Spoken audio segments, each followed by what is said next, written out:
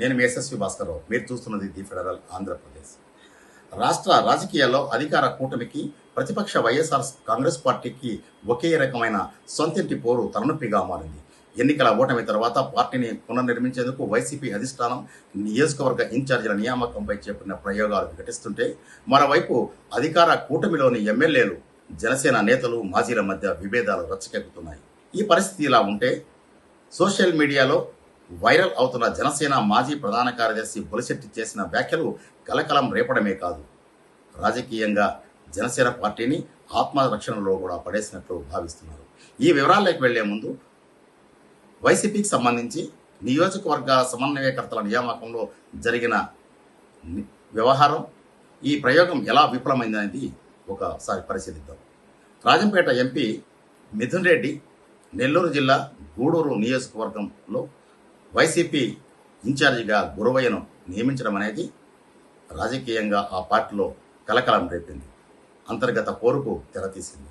తమతో ఏమాత్రం సంప్రదించకుండా గురవయ్యను తమ నెత్తిన రుద్దడం ఏమిటి అని నియోజకవర్గంలోని 5 మండలాల నాయకులు తిరుగుబాటు బావుటా వేశారు. దీంతో వైసీపీ రాజంపేట ఎంపీ మిథున్ రెడ్డి ప్రయోగం వికటించినట్లు ఇక్కడ కనిపిస్తోంది. గూడూరు ఎస్సీ రిజర్వ్ నియోజకవర్గంలో వైఎస్ఆర్సీపీ నుంచి ఎమ్మెల్యేగా ఉన్న బల్లి కళ్యాణ చక్రవర్తి టీడీపీలో చేరడంతో వైసీపీ నేతలకు దిక్కుతోచని పరిస్థితి ఏర్పడింది. ఈ క్రమంలో సమన్వయం పేరుతో అధిష్టానం గురవయ్యను నియోజకవర్గ ఇన్ఛార్జిగా ప్రకటించింది. దీనికి సంబంధించి రాజంపేట ఎంపీ మిథున్ రెడ్డి మార్పు నియామకం ఇక్కడ జరిగింది. ఉమ్మడి నెల్లూరు, చిత్తూరు జిల్లాల వ్యవహారాలు చూసే రాజంపేట ఎంపీ మిథున్ రెడ్డి స్థానిక నేతలతో ఎలాంటి చర్చలు జరపకుండా ఏకపక్షంగా గురవయ్యను తమ నెత్తిన రుద్దారని ఆగ్రహం వ్యక్తం చేస్తూ క్షేత్రస్థాయిలో క్యాడర్ తిరుగుబాటు చేసింది. 5 మండలాల నాయకులు గురవయ్య నాయకత్వాన్ని సహించేది లేదని కూడా తెగేసి చెప్పారు. దీంతో ఇక్కడ ప్రయోగం విఫలమైంది. ఇదిలా ఉంటే, వెంకటగిరి నియోజకవర్గంలో కూడా వైసీపీ సమన్వయకర్త నేదురుమల్లి రామ్ కుమార్ రెడ్డి కూడా సొంత ఇంటి నుంచే పోరు ఎక్కువగా ఉంది. ఆయన నాయకత్వాన్ని ఇక్కడి క్షేత్రస్థాయి ద్వితీయ శ్రేణి నాయకులు, పార్టీ శ్రేణులు అంగీకరించడం లేదు. ఈ పరిస్థితుల్లో ఇక్కడ కీలకంగా వ్యవహరించే వెంకటగిరి రాజా యాచంద్ర పార్టీకి తటస్థంగా ఉంటూ పార్టీ కార్యక్రమాలకు హాజరు కాకుండా ఆయన అంతర్గత సమావేశాలకే పరిమితమవుతున్నట్లు రాజకీయ వర్గాల్లో ప్రచారం జరుగుతుంది.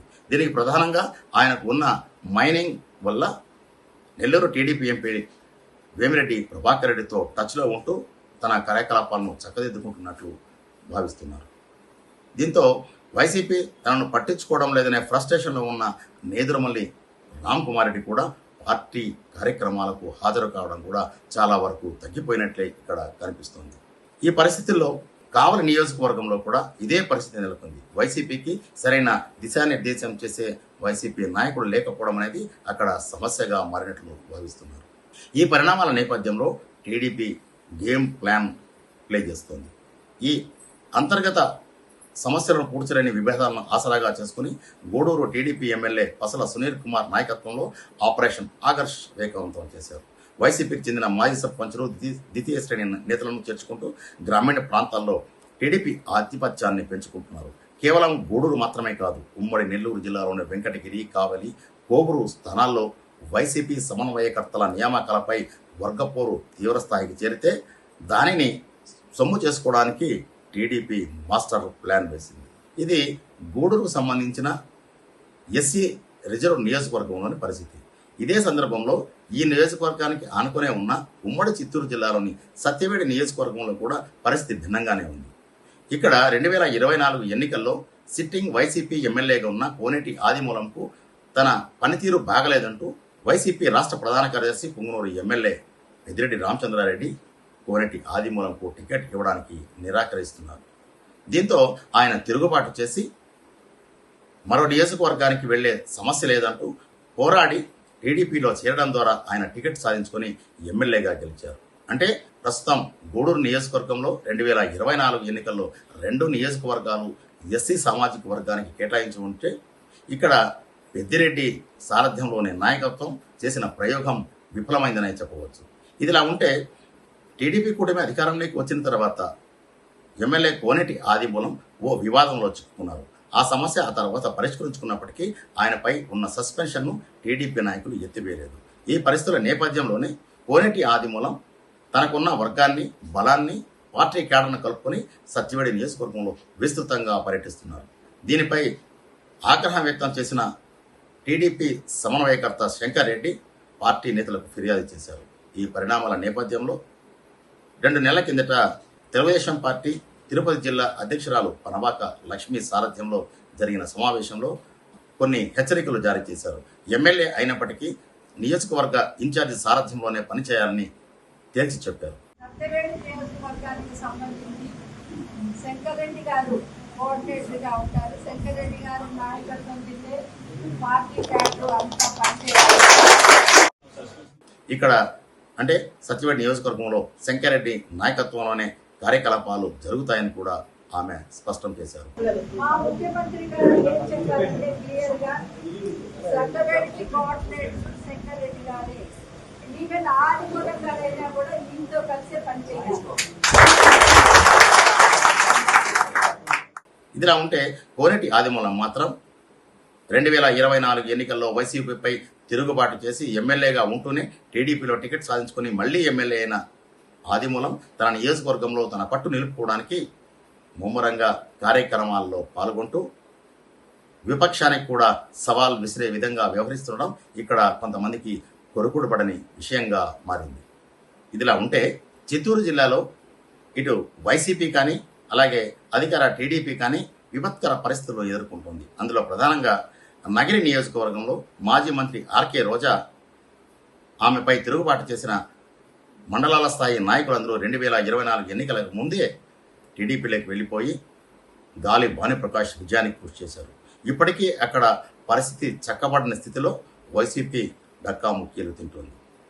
ఇదే పరిస్థితి శ్రీకాళహస్తిలో కూడా టీడీపీ ఎమ్మెల్యే బొజ్జల సుధీర్ రెడ్డి కూడా అసంతృప్తి ఎక్కువగా ఉన్నట్లు పార్టీ నివేదికలు స్పష్టం చేస్తున్నట్లు ఆ పార్టీ వర్గాల ద్వారా తెలిసిన సమాచారం.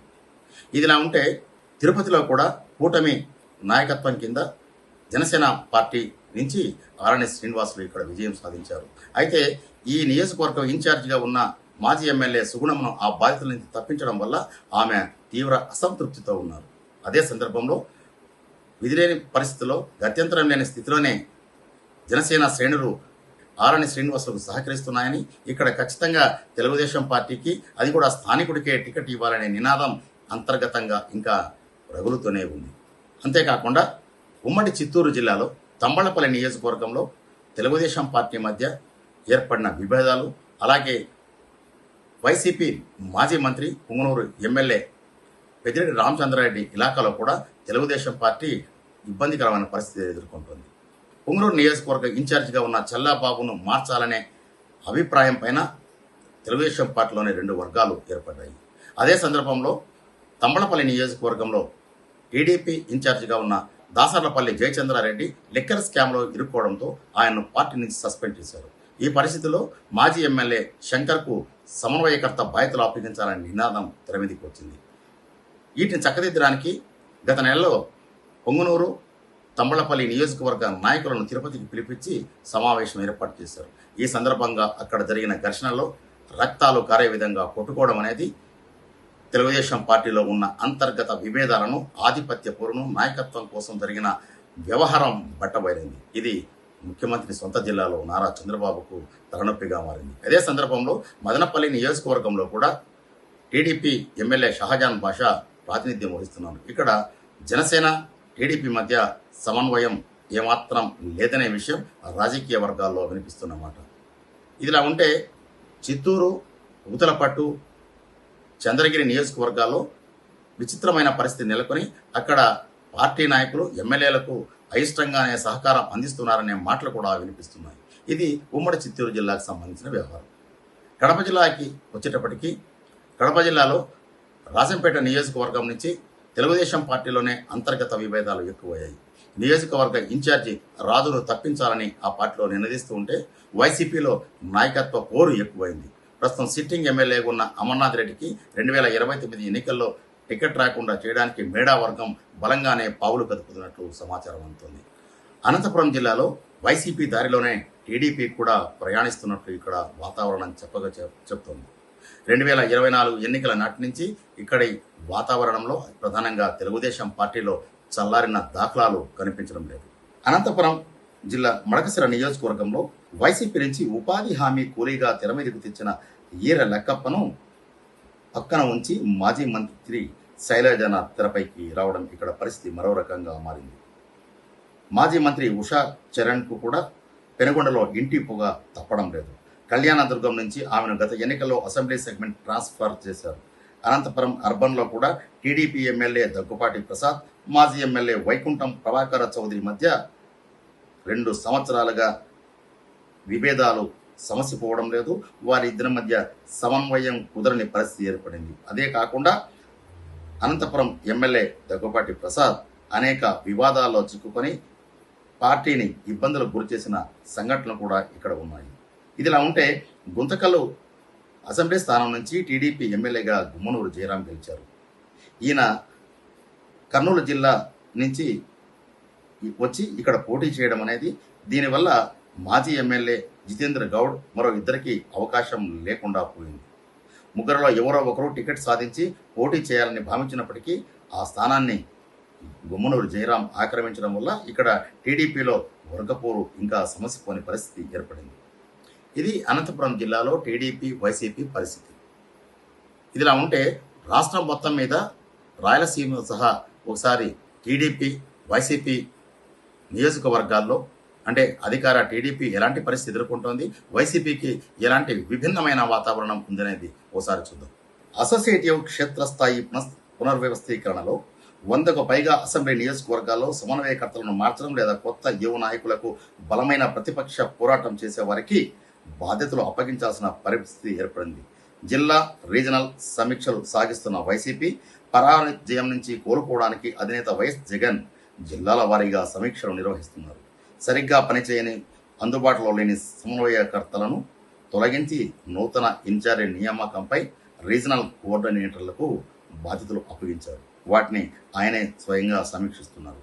ఆ కోవలనే రాయలసీమకు సంబంధించి మాజీ మంత్రి పుంగనూరు ఎమ్మెల్యే పెద్దిరెడ్డి రామచంద్రారెడ్డి, ఆయన కొడుకు రాజంపేట ఎంపీ మిథున్ రెడ్డి కీలక బాధ్యతలు నిర్వహిస్తున్నారు.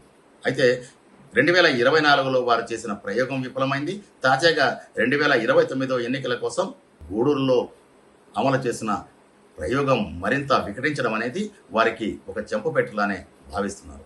ఇదిలా ఉంటే టీడీపీ పరిస్థితి ఎలా ఉందో అనేది ఒకసారి మనం పరిశీలిస్తే, ముఖ్యమంత్రి చంద్రబాబు ప్రతిసారి అధికారంలో ఉన్నప్పుడు ఎమ్మెల్యేలను మాటలతో హెచ్చరికలు జారీ చేసి అదుపులో ఉంచడం అనేది ఒక అస్త్రంగా ప్రయోగిస్తారు. అందుకు ప్రధానంగా ఎమ్మెల్యేల పనితీరుతో పాటు ప్రభుత్వ కార్యక్రమాల్లో వారి ప్రమేయం, ప్రజలతో మమేకమయ్యే తీరుపైన సమగ్రంగా సర్వే వివరాలు తెప్పించుకొని మాట్లాడుతూ, అదే సందర్భంలో ప్రోగ్రెస్ సరిగా లేని ఎమ్మెల్యేలను పిలిపించి హెచ్చరికలు జారీ చేయడం అనేది కూడా ఆయనకు ఒక అలవాటు, నైజం.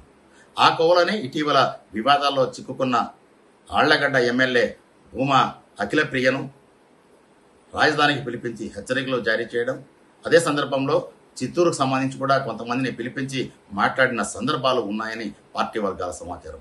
ఈ పరిస్థితుల్లో తెలుగుదేశం పార్టీ గత ఏడాది నాటికే సుమారు 70 నియోజకవర్గాల పరిధిలో పనితీరు సక్రమంగా లేదనే విషయాన్ని వివరాల ద్వారా, ఇంటెలిజెన్స్ వర్గాల ద్వారా సమాచారం తెచ్చుకున్న ముఖ్యమంత్రి నారా చంద్రబాబు ఎమ్మెల్యేలను చక్కదిద్దడానికి కొరడా పట్టడం ద్వారా కొంతమేరకు పరిస్థితిని చక్కదిద్దారు. అయినప్పటికీ రాయలసీమతో పాటు రాష్ట్రంలోని 42 నియోజకవర్గాల్లో పరిస్థితి ఇంకా చక్కబడలేదని గాడిన పెట్టడానికి ప్రయత్నాలు జరుగుతున్నట్లు తెలుగుదేశం పార్టీ వర్గాల ద్వారా తెలిసిన సమాచారం.